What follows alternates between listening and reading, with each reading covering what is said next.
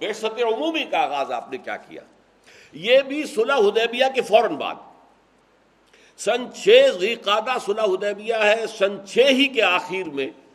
آپ نے بیرون عرب دعوتی خطوط اور سفیروں کی ترسیل کا آغاز کر دیا۔ سن 6 کے آخر میں تو ذی قعدہ کے بعد ذی الحجہ ایک ہی مہینہ رہ گیا نا، تو اس میں تو صرف نجاشی کی طرف بھیجا گیا، چونکہ وہ جو ایمان لائے تھے نجاشی، حضرت نجاشی جن کا کہ تابعین میں شمار ہے، ان کا انتقال ہو گیا تھا۔ اب جو بھی تھا وہاں بادشاہ وہ عیسائی تھا، اس پہلا خط آپ نے اس کو بھیجا۔ پھر یکم محرم سن 7 سے آپ نے جو خطوط اور سفیر بھیجنے شروع کیے، تو نوٹ کرتے جائیے۔ قیصر روم ہرقلیس، ہرقل اعظم دہیہ کلبی رضی اللہ تعالیٰ عنہ بھیجے گئے آپ کا نامہ مبارک لے کر۔ خسرو پرویز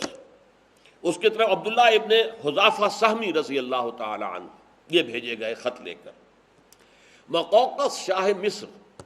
اصل میں شاہ کا لفظ اس کے لیے صحیح نہیں ہے، وہاں ایک مذہبی حکومت تھی عیسائیوں کی، اور پیٹریارک جو کہلاتا تھا عیسائیوں کا جو سب سے بڑا جو ہے سردار ہوتا تھا، وہ وہاں کا بادشاہ تھا۔ ان کی طرف حضرت حاتب ابن ابی بلتع، وہ جن سے غلطی ہو گئی تھی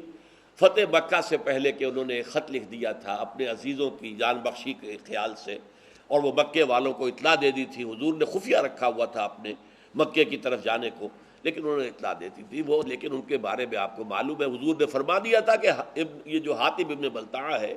یہ تو اصل میں صحابی ہے اور بدری ہے، لہذا اس کے اگلے پچھلے سارے گناہ اللہ پہلے معاف کر چکا ہے۔ شاہ عمان کی طرف بھیجے گئے عمرو بن العاص رضی اللہ تعالی عنہ۔ اچھا، اب جو خاص طور پر جہاں سے کہ اب کشمکش شروع ہوئی ہے وہ ہے کہ شام سے متصل جو قبائل تھے عیسائی تھے، تو عرب قبائل یہ عیسائی تھے، کیونکہ رومن امپائر کے تحت رہے تھے، اس کے تحت انہوں نے عیسائیت قبول کر لی تھی۔ وہاں ایک دعوتی وفد بھیجا گیا، چونکہ کوئی ایک بادشاہ نہیں تھا، مختلف قبائل تھے۔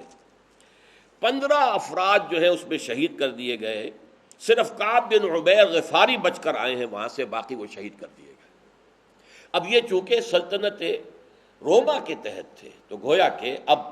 جو چھیڑ چھاڑ کا معاملہ شروع ہوا وہ سلطنت روما سے ہوا، اور یہ اس کو میں نے اپنے نوٹس میں لکھا، میں دیکھ رہا تھا کہ آئرنی آف دی فیٹ یہ ہے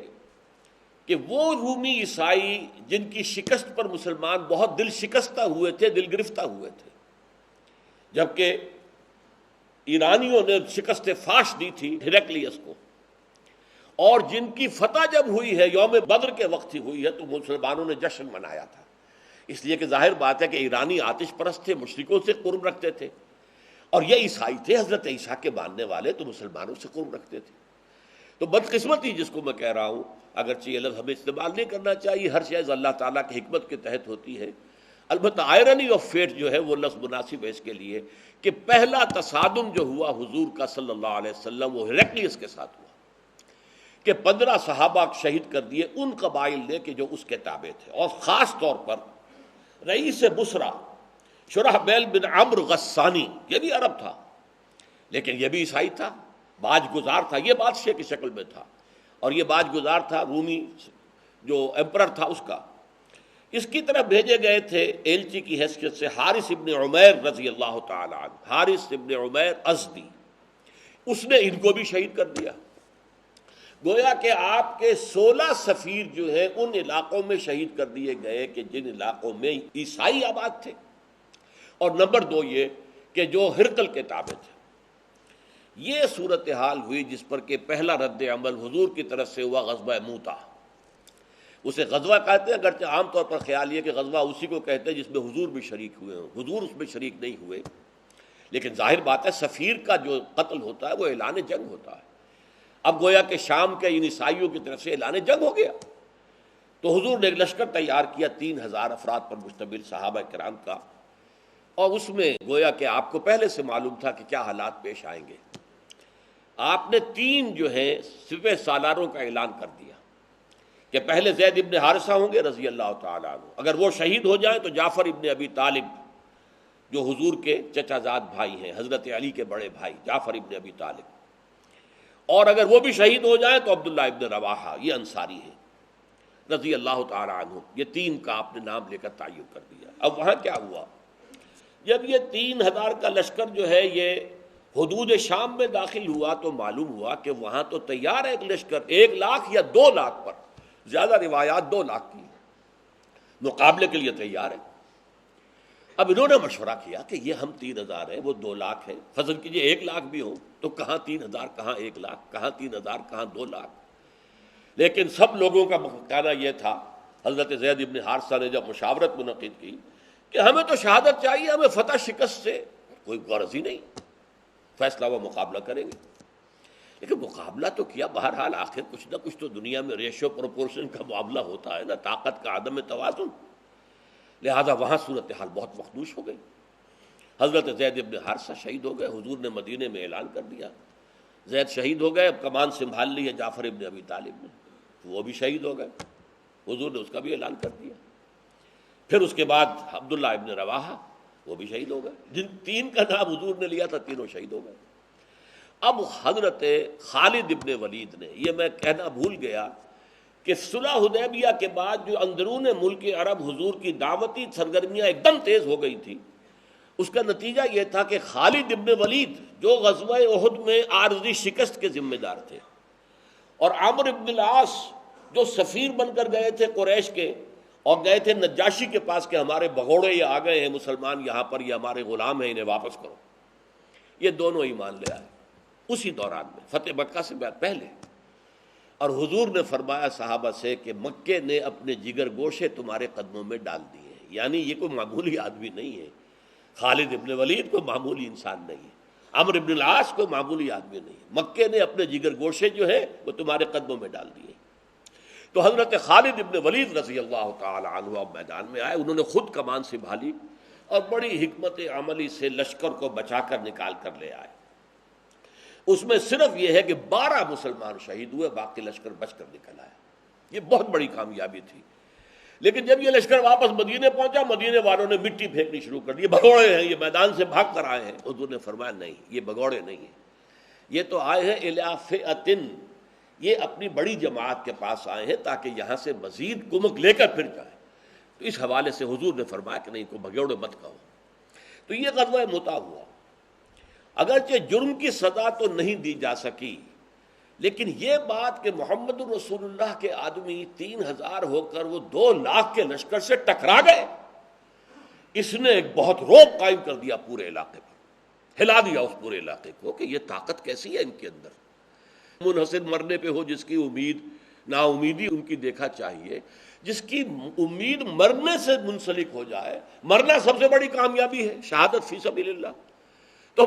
اس کو کسی شے کا خوف ہوگا؟ سب سے بڑا خوف تو اسی کا ہوتا ہے، جان نہ چلی جائے، اور جو جان دینے ہی کو سب سے بڑی کامیابی سمجھے، منحصر مرنے پہ ہو جس کی امید، نا امیدی اس کی دیکھا چاہیے۔ تو گویا کہ ایک بہت بڑا جو ہے زبردست رعب پڑ گیا، اور جس کے نتیجے میں سلطنت روما کی جو ہے جڑیں ہل گئی۔ اس کے بعد پھر ہرقل نے تیاری کی زور شور کے ساتھ، تو نپ دی ایول ان دی بڈ، یوں سمجھیے کہ اب یہ جو ہے ابھرتی ہوئی قوت جو آ رہی ہے جزیرہ نما عرب سے، اس کو ختم کرنے کے لیے اس نے اتنا بڑا لشکر تیار کیا کہ مدینے میں مسلسل حالت خوف طاری رہتی، ذرا سا پتہ کھڑکتا تھا، آ گئے رومی، آ گئے رومی، آ گئے رومی، آ گئے۔ رومیوں کے آنے کی یہ خوف جو ہے مسلمانوں پر وہاں تھا، مشرکین بھی تھے وہاں، وہ منافقین بھی موجود تھے۔ لیکن بہرحال نبی اکرم صلی اللہ علیہ وسلم نے 30,000 کا لشکر تیار کیا، آپ تبوک تک پہنچے، اور تبوک سرحد شام کے اوپر 30,000 کا لشکر لے کر 30 دن تو لگے ہیں آپ کو جانے اور آنے میں، 15 دن، 20 دن آپ نے وہاں قیام کیا۔ ہرقل میدان میں نہیں آیا، اپنی فوج لے کر پیچھے ہٹ گیا۔ اس کی وجہ کیا ہے؟ ہرقل پہچان چکا تھا جب آپ کا خط گیا تھا، دعوتی خط حضرت دہیہ کلبی رضی اللہ تعالیٰ عنہ لے کر گئے تھے، اس نے خط پڑھتے ہی پہچان لیا، وہ عالم تھا، عیسائی عالم، کہ یہ وہی ہیں کہ جن کی نوید جو ہے وہ تورات اور انجیل میں تھی۔ وہ چاہتا تھا ایمان لے آئے، اور اس کا تفصیلی واقعہ آپ سیرت کی کتابوں میں پڑھیے کہ اس نے پوچھا کوئی عرب یہاں آیا ہوا ہے؟ معلوم ہوا کہ ہاں، ایک عرب قافلہ جو ہے کاروان تجارتی آیا ہوا، ابو سفیان کی سرکردگی، اس کو بلایا، ان سے مکالمہ کیا، اور مکالمہ کر کے ایسی باتیں نکلوائیں اگلوائیں ابو سفیان سے، اس وقت تک وہ مشرک تھا، کہ جس سے سب لوگوں کو معلوم ہو گیا کہ یہ واقعی اللہ کے رسول ہے، اور یہ تو ہرقل جو ہے یہ تو مسلمان ہونے پر گویا کہ آمادہ ہے۔ اس پر ایک بڑا جوش و خروش پیدا ہوا درباریوں میں، سپہ سالاروں میں، ان کا غصہ، ان کے نتنے پھول گئے۔ تو ہرقل ڈر گیا، وہ چاہتا تھا جیسے 325 سال قبل قسطنطین اعظم جو تھا، ایمپرر کانسٹنٹائن، اس نے عیسائیت اختیار کی تھی اور پوری رومن امپائر عیسائی ہو گئی تھی۔ اسی طرح اب بھی ہو جائے کہ میں مسلمان ہو جاؤں اور پوری رومن امپائر مسلمان ہو جائے۔ لیکن یہ کہ جب اس نے دیکھا کہ میرے درباری، میرے مصاحبین، میرے سپہ سالار یہ تو نتنے ان کے پھول رہے غصے سے،